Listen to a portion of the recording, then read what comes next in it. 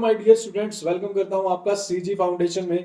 और आज हम बात करने वाले हैं प्री बोर्ड एग्जाम, कैसे आप अच्छे से अच्छे मार्क्स लेके आ सकते हो प्री बोर्ड में, क्योंकि ये भी एक फाइनल रिवीजन का पार्ट है, फाइनल एग्जाम का एक पार्ट है। बहुत ही इंपॉर्टेंट एग्जाम है। अगर आप इसको लो तो मैं आपको स्ट्रेटेजी बताऊंगा कि कैसे हम 40 आउट ऑफ 40 या बेस्ट प्लान कर सकते हैं, कैसे बेस्ट एफर्ट लगा सकते हैं अपने प्री बोर्ड में।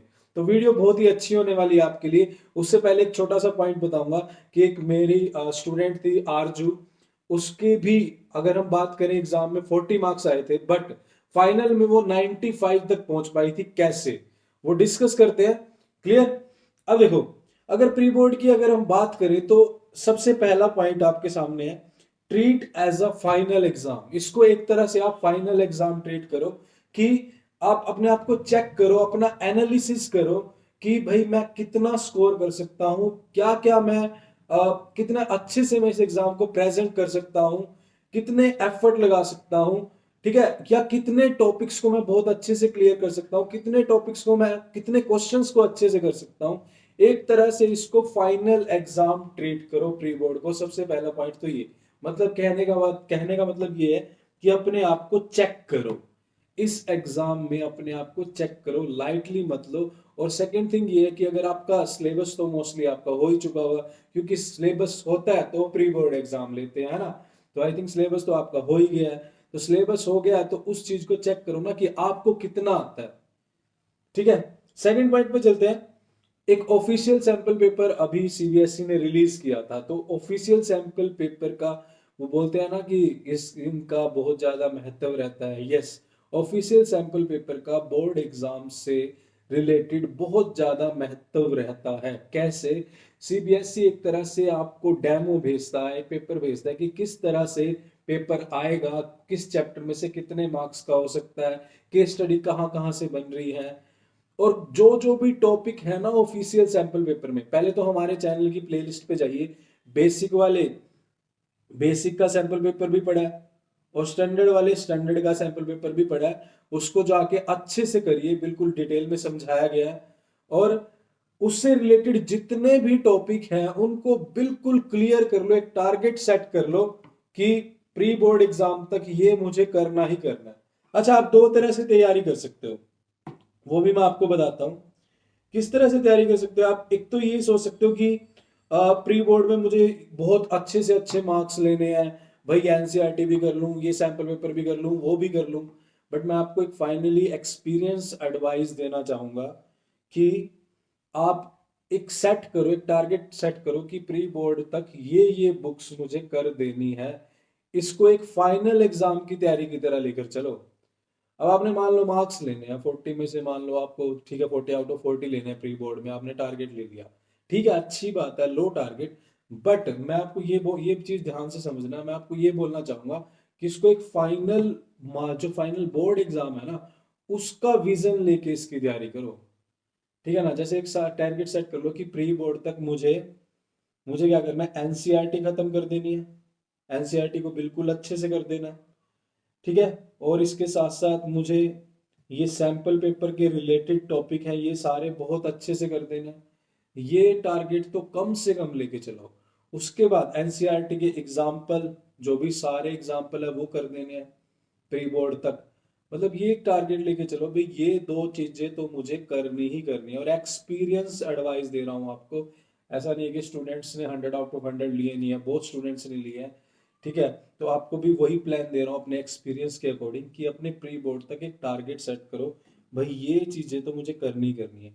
ऐसा नहीं पागल होना कि एनसीईआरटी भी कर ली, वो भी कर लिया, सैम्पल पेपर भी उठा लिए, ये भी कर ली। एक फाइनल के लिए जो मुझे तैयारी करनी होती है ना, फाइनल के लिए, उसके लिए भी मैं प्लान डालूंगा। Next 2 month strategy, 1 month strategy, वो भी मैं डालूंगा बढ़िया तरीके से। आपको बोर्ड की तरह से प्रिपरेशन करनी है कि बोर्ड तक मुझे एक एनसीईआरटी करनी है, एग्जाम्पलर करना है, सैंपल पेपर करना है, वो जो जो भी बुक्स है मैं बताऊंगा आपको, ज्यादा नहीं करनी, अच्छे से उसका विजन लेके चलो। तो यहाँ तक हमने टारगेट लेना है कि एनसीईआरटी को डिटेल में, कि अगर इस लेवल का, इसके तरह का पेपर, इस तरह के क्वेश्चंस आ जाते हैं तो वो छोड़ने नहीं है, और सैंपल पेपर के क्वेश्चन जरूर करने हैं। उसके बाद अब कौन कौन से चैप्टर पहले उठाएं, अगर उसकी बात करें तो हमारे चैनल पर वन शॉट डाल दिए गए हैं स्टैटिक्स का, वन शॉट स्टैटिक्स की सिर्फ 4 वीडियो पड़ी है प्लेलिस्ट में, 8 नंबर का स्टैटिक्स है। आप 4 वीडियो जाके देख लीजिएगा, 8 नंबर उठाइएगा। और वन शॉट चैनल पर डल चुके हैं, रिड्यूस सिलेबस के अकॉर्डिंग वन शॉट है। और हर एक चैप्टर की कुछ वन शॉट डाले हुए हैं, मोस्टली 4 चैप्टर्स के वन शॉट है, 3 के full lecture, full complete NCERT के फुल लेक्चर डाले गए हैं। वो प्लेलिस्ट में जाके आप देख सकते हो, वरना वीडियो में कमेंट करना, जो आपको चाहिए मिल जाएगा। और और हम क्या ध्यान रख सकते हैं, और क्या क्या बातें, अब देखो पेस किस पेस से चले, बच्चों में कंफ्यूजन आती है कि मार्क्स की तरफ भागे या उसी जो पेस से चल रहे हैं उसी पेस से चले।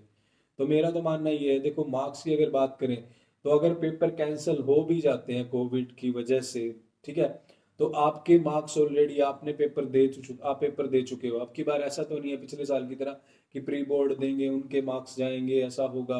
एक तरह से बोर्ड के बाद आपका रिजल्ट है, और फिर भी आप अपने प्रैक्टिकल, अपनी क्लास में अपने क्वेश्चन वगैरह सर से अच्छे से अपनी इमेज रखो, सर के साथ अच्छे से बना के रखो। जो मैम है, सर है, उनके साथ अपनी अच्छी इमेज होनी चाहिए। अगर आप पढ़ने वाले हो तो ऑलरेडी आपके अच्छे मार्क्स ही जाएंगे। तो मेरा तो ये मानना है कि आप जिस पेज से चल रहे हो ना, कि हाँ प्री बोर्ड तक मुझे इतना लेवल कर लेना है, उसके अकॉर्डिंग आप तैयारी करो। अच्छा, कुछ इंपॉर्टेंट पॉइंट मैं बता देता हूँ आपको। देखो, पेपर के लिए जरूरी होता है पेन सिलेक्शन। पेन सिलेक्शन के भी बहुत इंपॉर्टेंट रोल होता है। अब मैथ्स का पेपर आप जेल पेन से करोगे तो भी काम नहीं चलेगा, स्पीड चाहिए आपको। तो पेन सिलेक्शन भी, कौन सा पेन सही अच्छे तरह से काम कर रहा है, सारी चीजें, पॉइंट, सब चीजों का एक इंपॉर्टेंट रोल होता है। प्रेजेंटेशन, आपको बहुत अच्छी तरह से प्रेजेंटेशन करनी है। जैसे आप पेपर स्टार्ट करोगे तो पेपर बहुत बढ़िया तरीके से वेल सेट आपको प्रेजेंट करके आना है। पहला जो सेक्शन आप करोगे, ये भी आप प्लान कर लो कि पहले कौन सा सेक्शन उठाओगे। इस प्री बोर्ड में पूरा जितना अपने आप को एनालिसिस करा जाता कर लो। पहले कौन सा सेक्शन उठाना है, सेक्शन ए उठाना है, बी उठाना है, सी। इसमें अपनी चॉइस से प्लान कर लो क्या करना है। मेरे अकॉर्डिंग जो स्टार्टिंग होगी ना आपकी, वो बड़ी अच्छी होनी चाहिए, ताकि हम भी पेपर चेक करके आए हैं, ताकि एग्जामिनर को लगे यार बढ़िया स्टूडेंट है। स्टार्टिंग आपकी अच्छी हो जाती है ना, तो एग्जामिनर के मन में एक अच्छी इमेज बन जाती है। फिर वो थोड़ी बहुत गलत भी होता है ना, तो वो कोशिश करता है यार मार्क्स मत काटे, दे दे नंबर थोड़ा बहुत, ठीक है। और कई बार अगर स्टार्टिंग में उससे चिड़चिड़ापन आता है, तो टेंशन में तो होता ही है पहले ही, इतने सारे पेपर शीट उसको चेक करनी होती है। तो भाई, अगर उसको लगा स्टार्टिंग में गलत चल रहा है, तो फिर भाई साहब आपकी टेंशन बढ़ सकती है। 2-3 क्वेश्चन में अगर उसको लगा मिस्टेक है, फोर्थ में भी फटाफट मिस्टेक निकालेगा, आगे चलेगा। तो ये बढ़िया इमेज बनानी है आपने, प्रेजेंटेशन अच्छी करके। आंसर विद रेक्टेंगल, आंसर को आप रेक्टेंगल में क्लोज करोगे, जैसे कि आंसर है, इसको रेक्टेंगल में क्लोज कर दिया अच्छे से, और साइड में बढ़िया सा स्वर्ण अक्षरों में लिख दिया आंसर। क्लियर, आप इस तरह से कर सकते हो। अच्छा, उसके बाद ये जो थोड़ा सा क्योट है कि फाइनल पेपर से पहले कर लो खुद को थोड़ा परेशान, पेपर लगेगा आसान। मतलब कहने की बात ये है कि फाइनल पेपर से पहले थोड़े से एफर्ट्स लगा लो, ताकि जब पेपर से बाहर आओ तो आप ये बोलो यार पेपर आसान था। ऐसा नहीं है। एक छोटा सा इंसिडेंट है, एक गुड़िया थी आरजू, मेरी स्टूडेंट थी, और उसको मैं टफ से टफ पेपर देता था, उसको टफ से टफ क्वेश्चन देता था। मेरे को ये था कि इसको बोर्ड से पहले इतना लेवल बढ़ा दूं इसका, कि इसको जो फाइनल पेपर है वो आसान लगे। तो अगर बात करें तो उसके बोर्ड से पहले जो प्री बोर्ड है उसमें, प्री बोर्ड से पहले एग्जाम लिया था हमने, 40 मार्क्स आए थे उसके, बट फाइनल में 95 स्कोर किया था। तो कहने का मतलब ये, अपने आप को एनालिसिस करो, अपने आप को चेक करो कि कितना स्कोर कर सकते हो आप। अच्छा, और ऐसा भी कई बार बोल देते हैं कि यार दही खाकर जानी चाहिए, ऐसा नहीं। चलो दही खाकर जाओ आप अम्मा की, बट उससे भी पहले अपने एफर्ट्स भी खाकर जाओ, अपने एफर्ट्स भी लगा के जाओ, ठीक है। अच्छा, और कुछ पॉइंट्स है मैं डिस्कस कर लेता हूँ।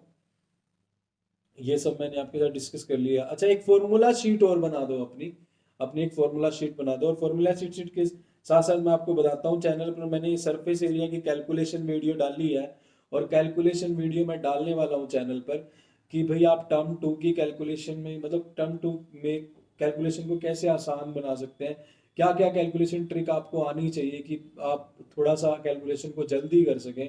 और सरफेस एरिया एंड वॉल्यूम की मैं डाल चुका हूँ, वो देखना वीडियो आप। और इसकी वीडियो के लिए कमेंट करना, जितने ज़्यादा कमेंट होंगे उतनी जल्दी मैं वीडियो डाल दूंगा। अच्छा, एक और ये बहुत इंपॉर्टेंट रोल प्ले करता है आपका मॉर्निंग रूटीन और आपका माइंड सेट। देखो मैंने आपको बोला ये प्री बोर्ड है, इसको एक फाइनल एग्जाम की तरह लेकर चलो। एक इस तरह से ही माइंड सेटअप करके जाओ कि भाई बढ़िया से बढ़िया प्रेजेंटेशन देनी है। और मैं कह रहा हूँ कि इसको लाइटली मत लो, इसको एक तरह से चेक कर लो कि भाई आप पेपर में किस तरह से अपने आप को प्रेजेंट करोगे, किस तरह से आप पे प्रेशर होगा, स्ट्रेस होगा, ठीक है ना, उसको कैसे मैनेज करना है, ये सारा एनालिसिस करना है आपने। तो अपना माइंड मॉर्निंग रूटीन थोड़ी सी एक्सरसाइज करके जाओ आप सुबह, और ताकि आपका माइंड सेट रहे, ताकि आप पेपर को अच्छे से दे सको। ये तो मैं फाइनल पेपर के लिए भी कहूंगा, क्योंकि आपके मूड और आपके माइंड का पेपर पे बहुत ज्यादा इंपॉर्टेंट, बहुत ज्यादा इफेक्ट पड़ता है। अगर ये दोनों चीजें सेट है तो आपका पेपर भी अच्छा होने वाला है। तो इस प्री बोर्ड को लाइटली मत ले, अपना अच्छे से सुबह थोड़ी सी एक्सरसाइज करके जाए, अपना माइंड सेट होगा, बॉडी सेट होगी, मूड को सेट रखो, किसी से लड़ाई वड़ाई मत करो, ठीक है ना, ताकि पेपर में अच्छे से फ्रेश माइंड से पेपर कर सको। ठीक है ना, मूड खराब हो गया, आप पेपर में परफॉर्मेंस खराब होगी, आप अपने आप को चेक नहीं कर पाओगे। तो मेरा तो बार बार बोल रहा हूँ, इस प्री बोर्ड में अपने आप को चेक करो, ठीक है।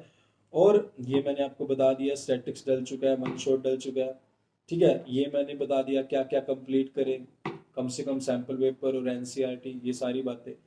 होपफुली अगर ये सारी बातें आप फॉलो करोगे ना, तो आप अपने आप को 40 आउट ऑफ 40 के लिए तैयार कर रहे हो फाइनल एग्जाम के लिए।